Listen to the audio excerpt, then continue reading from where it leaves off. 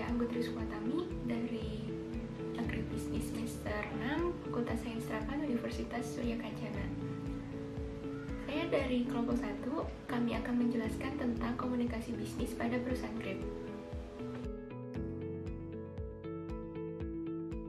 Oke, sebelum kita membahas komunikasi bisnis pada perusahaan Grab, kita perlu mengetahui terlebih dahulu apa itu Grab.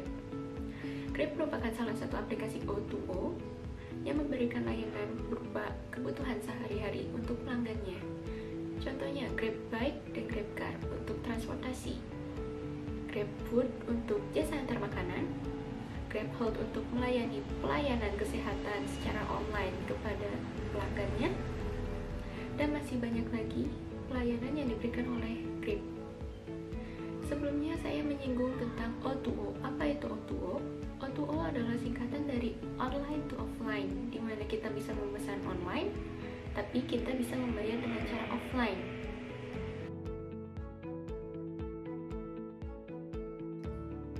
Setiap perusahaan pasti memiliki founder. Founder dari perusahaan Grab adalah Anthony Tan, dan co-founder dari perusahaan Grab adalah Tan Hooi Ling.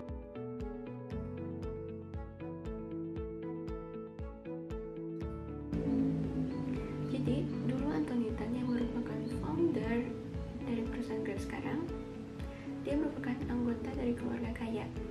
Dia bekerja di salah satu perusahaan keluarganya. Namun, Anthony Tan berpikir bahwa dia akan selamanya hidup di zona nyaman. Anthony Tan memutuskan untuk keluar dari perusahaan keluarganya, dan suatu hari, teman dari Anthony Tan berkunjung ke rumahnya dan menceritakan bahwa pelayanan taksi sekarang sulit, dan temannya percaya bahwa Anthony Tan memiliki solusinya. Pada tahun 2012, Anthony Tan pertama kali launching Grab Taxi. Jadi dulu itu nama Grab itu berasal dari Grab Taxi.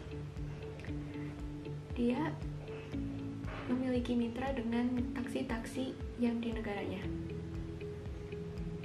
Pada tahun 2013, perusahaan Grab baru memasuki Filipina dan Singapura. Dan di tahun 2014 juga, Grab launching pertama Grab Car dan Grab Bike. Pada tahun 2015, Grab pertama kali launching Grab Express dan Grab Hitch. Di tahun 2016, Grab launching Grab Pay, Grab Food, Grab for Business, Grab Pay, Credit, and Grab Share. Di tahun 2017, Grab launching pertama kali Grab Coach, Grab Shuttle, Just Grab, launching Grab Now, dan Grab Reward. Di tahun 2017 juga Grab baru memasuki Myanmar dan Kamboja. Di tahun 2018, Grab mengakuisisi aplikasi Uber dari SEA.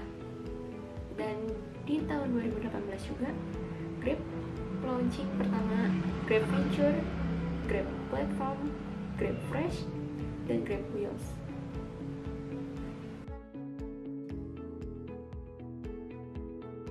Oke, di sini kami menampilkan use case Grab Corporation. Yang bisa kita lihat di paling atas ada perusahaan Grab, tentunya. Di bawahnya terbagi menjadi 5. Ada super admin, admin, worker sebagai operator, dan sebelahnya ada worker yaitu driver, dan terakhir ada konsumen. Dan selanjutnya ada Raka Maulana Yusuf yang akan menjelaskan tentang sistem perekrutan Grab.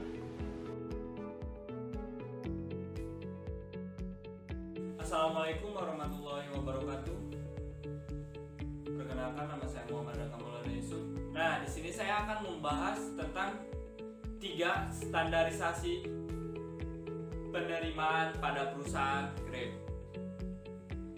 Yang pertama yaitu uji kelayakan kendaraan dan pemenuhan data pribadi. Yang kedua, penggunaan aplikasi dan smartphone dengan lebih komprehensif. Yang ketiga, tata tertib dan aturan Grab, juga penyebaran atribut. Untuk selanjutnya saya akan membahas tentang syarat-syarat menjadi mitra Grab Bike. Yang pertama yaitu KTP dan fotokopi KTP. Yang kedua yaitu SIM C. Yang ketiga yaitu umur maksimal untuk bisa mendaftarkan diri yaitu maksimal 50 tahun. Nah, yang selanjutnya yaitu materai 6.000 satu lembar. Yang selanjutnya motor dalam kondisi prima. Selanjutnya lagi mitra atau calon mitra wajib mengetahui wilayah Jabodetabek.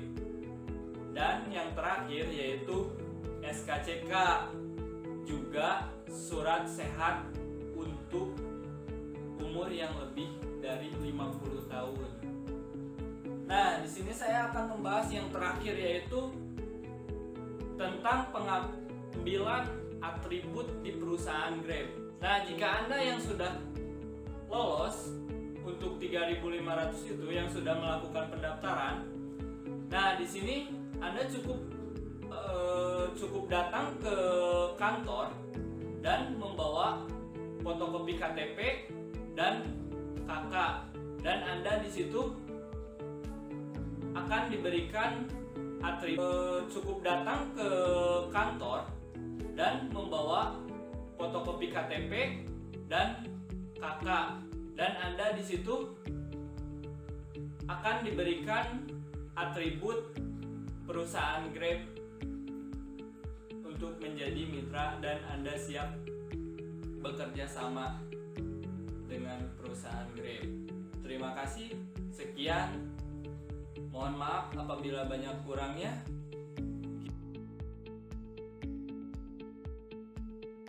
Assalamualaikum warahmatullahi wabarakatuh.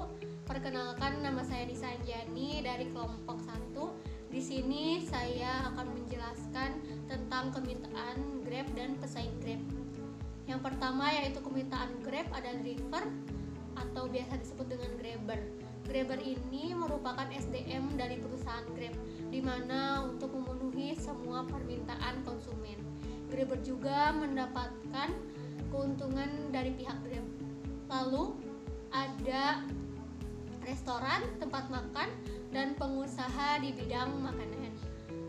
Untuk memenuhi kebutuhan masyarakat dalam pelayanan GrabFood, maka Grab bekerjasama dengan sejumlah restoran dan tempat makan. Lalu restoran tersebut juga mendapatkan keuntungan, yaitu meningkatnya permintaan konsumen di dalam produknya. Lalu ada Good Doctor, yaitu pelayanan GrabHold.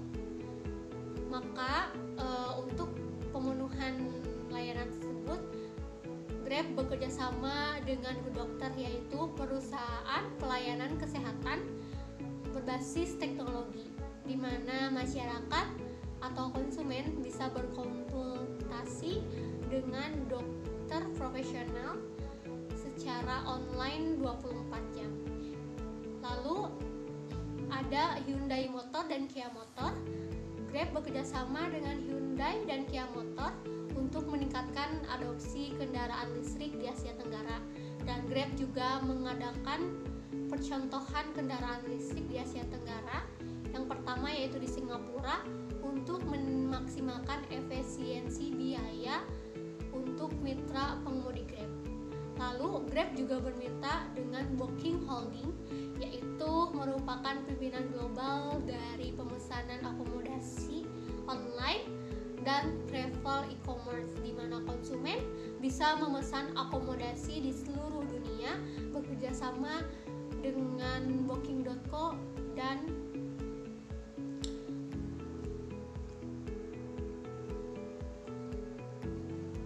Agoda. Lalu ada Microscope Corp, yaitu untuk meningkatkan layanan digital Grab dengan keahlian mikroskop dengan bidang machine learning dan kecerdasan buatan atau artificial intelligence atau AL yang memiliki kualitas tingkat dunia. Grab juga akan menggunakan Microsoft Azure sebagai platform komputasi awan. Lalu ada Chongan Teknologi International Group Limited, yaitu penjamin asuransi berbasis online sebagai inovasi baru. Lalu ada Yamaha Motor.co, yaitu perusahaan di bidang kendaraan roda 2 di Asia Tenggara. Difokuskan untuk di Indonesia untuk mempermudah bagi mitra Grab untuk pembelian sepeda motor. Lalu ada Hook, dalam layanan Grab juga ada Grab Videos yang baru diluncurkan.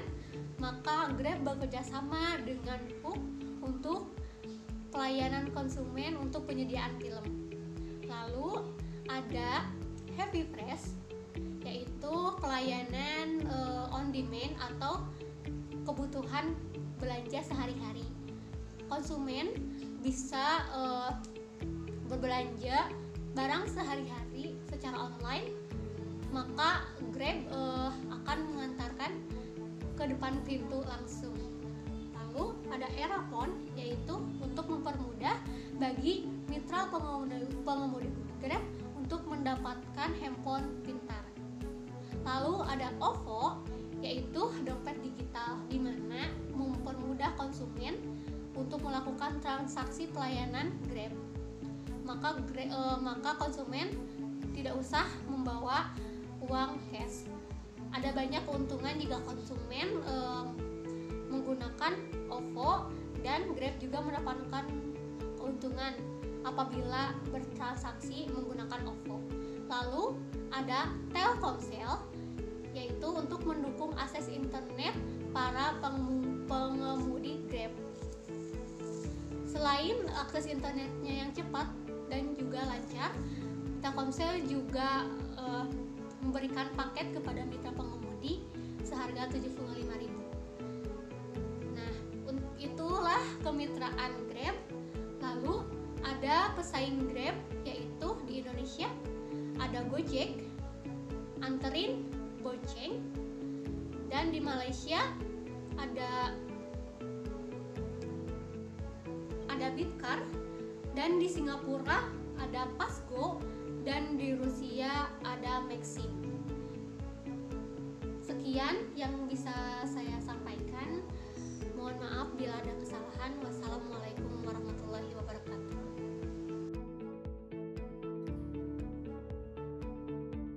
Assalamualaikum warahmatullahi wabarakatuh. Nama saya Muhammad Fahri Ramadhani. Di sini saya akan menjelaskan suatu strategi perusahaan Grab, yaitu perusahaan aplikasi untuk transportasi online. Aplikasi transportasi online merupakan salah satu bentuk revolusi yang sukses menguasai tiap sendi di kehidupan kita sehari-hari. Aplikasi transportasi online kini perlahan menjelma menjadi super aplikasi.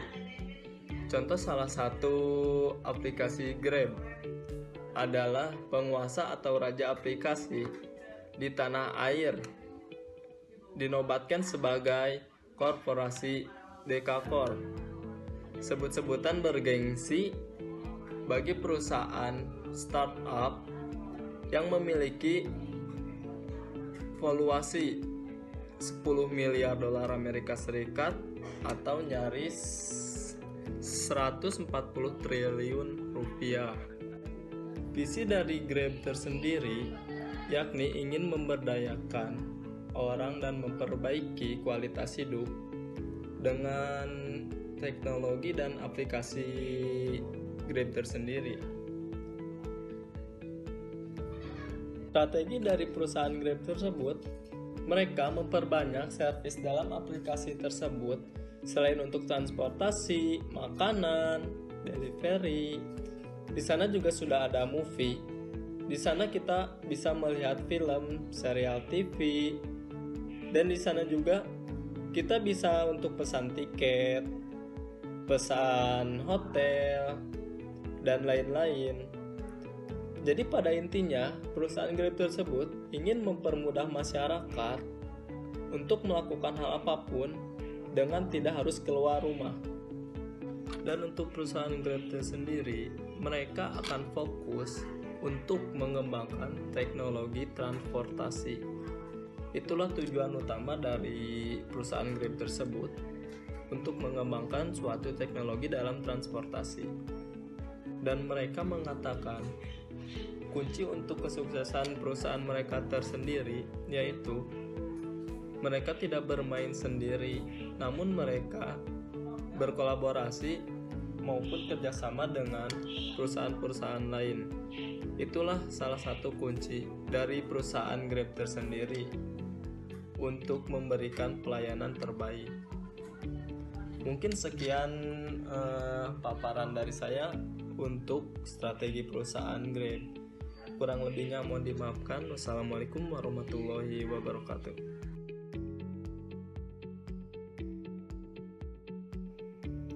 Komunikasi bisnis yang digunakan oleh perusahaan Grab yaitu menggunakan GrabChat. Apa itu GrabChat? GrabChat merupakan platform pesan instan yang ditawarkan Grab untuk mempermudah driver dengan konsumen untuk berkomunikasi. Driver dapat bertukar informasi dengan konsumen menggunakan GrabChat untuk mendapatkan informasi kesesuaian lokasi titik penjemputan. Driver dapat berkomunikasikan waktu kedatangan mereka dengan GrabChat dan informasi lainnya. Fitur-fitur yang ditawarkan oleh GrabChat, yang pertama itu auto translate. Komunikasi antara driver dengan perusahaan.